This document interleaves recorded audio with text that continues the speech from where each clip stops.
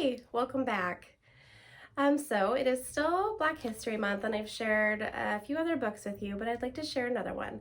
Why is Black History Month so important? Where did it come from? How did it get started? Those are all questions I know I had. Some of you might have the same questions. So today I'm going to read to you a book called Carter Reads the Newspaper. This book was written by Deborah Hopkinson, and it was illustrated by Don Tate. Each February, we celebrate Black History Month. It's a time to honor heroes like Harriet Tubman, Rosa Parks, and Martin Luther King Jr. But there's one hero we sometimes forget. Carter G. Woodson didn't help people escape from slavery, start a bus strike, or lead a movement of millions. Yet without him, we might not have Black History Month. This is his story. Carter was born on a small farm in Virginia in 1875, 10 years after the end of the Civil War. Carter's parents, James Henry and Anne Eliza, were born into slavery, and Carter grew up hearing about their lives. The stories they told him weren't part of any history book, but Carter kept them in his heart. James Henry had run away from his master to join the Union Army and fight for freedom. Times were hard, though. After the war, James Henry worked on the railroad, saving enough money to buy a few acres of worn-out land. Most years, the crops brought in $100 or less in a whole year. Anne Eliza was unbelievably brave. When she was a girl, her master decided to sell her mother. Anne Eliza asked him to sell her instead. That way her mother wouldn't have to leave her other 5 children. But no one offered enough money for Anne Eliza, so her master sold her mother and 2 little brothers instead. Anne Eliza didn't see them again until after the Civil War. She never forgot the horror of standing on the auction block. Carter's parents struggled to feed and clothe 7 children. Especially in winter and early spring, food was scarce. Carter, the youngest, once said, "We would leave the table hungry to go to the woods and pluck the persimmons." Many times he had to jump into bed early on a Saturday night just so his mother could wash his only pair of pants and shirt for church the next day.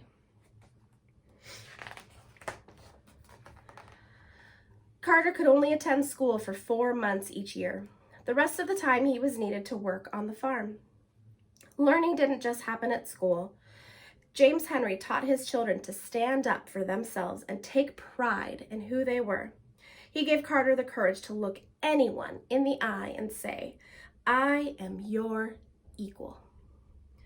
And though Carter's father couldn't read or write himself, he believed in being an informed citizen. So he asked Carter to read the newspaper to him. But newspapers weren't always easy to come by. Sometimes Carter read from old ones that had been used to wrap up food or packages. Reading the newspaper gave Carter his first glimpse of the wider world. Carter longed to go to high school, but his family needed him to earn money. When he was 15, he hired himself out to nearby farms, working long hours under the hot sun. He also drove a garbage wagon.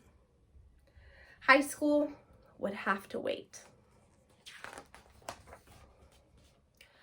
Carter's older brother, Robert, found good paying work in the coal mines of West Virginia. Carter decided to join him there. Mining was grueling work for a boy not yet 17. It was dangerous. Once a piece of slate came crashing down on Carter's head. He never forgot his time in the mines. Years later, Carter said, "I am a coal miner and I can take anything."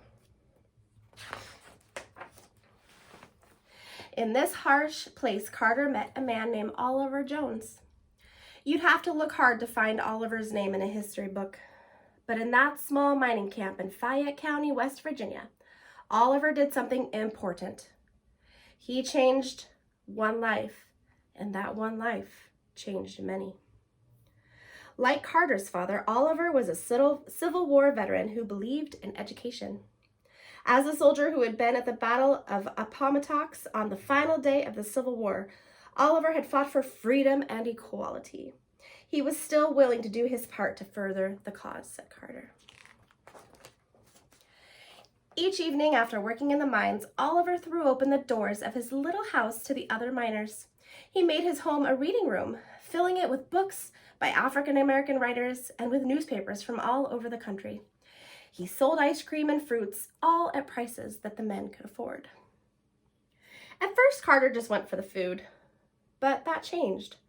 Carter said, "When Oliver Jones learned that I could read, he soon engaged me to inform him and his friends as to what was in the daily newspapers."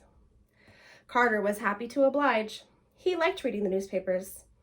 "Besides," he said later, "I always enjoyed nice things to eat." Carter admired Oliver. He was a well-educated man, but he could neither read nor write. He learned through others. Carter began to learn in the same way.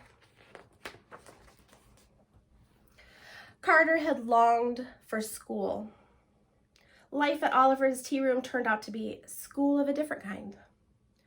Whenever Oliver and the other miners had questions about something that Carter read in the newspaper, it was Carter's job to research the answers. If a Civil War veteran was in the news, Oliver wanted to know all about the man. "I had to look him up in the books, inform my friends as to what battles he had fought," said Carter. If there was a question about economics, politics, or a new law, it was up to Carter to find out all about it in the newspaper and explain it to his friends. Carter was inspired by Oliver and the circle of men committed to freedom, equality, and knowledge. Men whose own life stories would never be in history books. And so the seeds of Carter's own life's work began to grow. My interest in penetrating the past of my people was deepened. Carter worked in the mines for 3 years. When he was 20, he moved home to West Virginia to start high school. He finished in just 2 years. Carter went on to college and became a teacher. He continued to study and work, earning a master's degree when he was 33. Then, when Carter was 37, he earned a PhD in history from Harvard University, the second African American to do so. W.E.B. Du Bois was the first. Carter was the first and only Black American whose parents had been enslaved to receive a doctorate in history. Pretty amazing. At Harvard, so the story goes, one of Carter's professors said that Black people had no history. Carter remembered his father's pride, his mother's courage, and Oliver's determination to learn. He remembered reading the newspaper. Carter spoke up. "No people lack a history," he said. The professor challenged Carter to prove him wrong. And for the rest of his life, Carter did just that. In 1920, he established Negro History Week. Later, it became Black History Month. Carter chose the second week of February to mark the birthdays of Frederick Douglass and Abraham Lincoln. Today, our entire nation celebrates Black History Month, and we honor Dr. Carter G. Woodson as the father of Black history.